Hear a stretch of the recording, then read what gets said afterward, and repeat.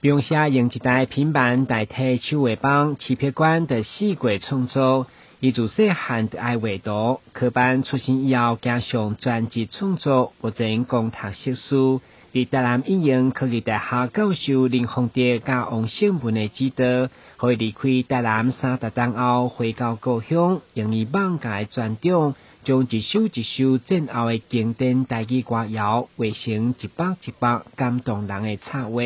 目前发表已经有15首，帮助民众更打进歌曲的内涵。视觉上，就第一个我们就是被它吸引了，然后再去看到它旁边的歌词的时候，再去搭配老师的图案，你就觉得哇，好符合，然后更能够了解到这个图案里面的意境，这个图每一个的动作的意境。我也希望让孩子们知道说，我们现在用的绘图虽然都是电脑绘图，但是还是可以画出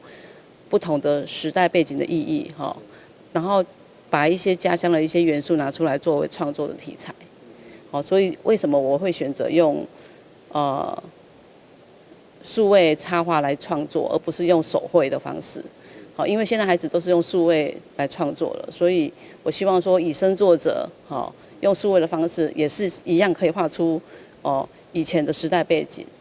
市别馆不只将台语歌谣变成插画，嘛锁定战后的台湾歌谣研究。每一百个创作过程，拢开真侪时间考据，增加学术上的参考价值。都是透过展览公开接受指正，而且讲欢迎民众来找茬。学霸长那个电线杆画错了，然后我自己在画的时候也没注意到，我画成水银灯，然后就有民众来跟我们说要画日治时期的木头的电线杆，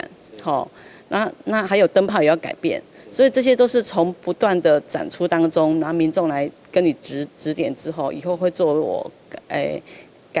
把我的作品再作为一个修改，修到最正确的为止这样。每一首台湾歌谣拢有时代背景，有悲情，有欢乐。市别馆透过少年一辈所介意的图像来记录，嘛是一份传承的使命感。所以后希望留伫台南持续创作推广。互大家咧看网架的同时，嘛当感受迄个时代声音。今日新闻军事采访报道。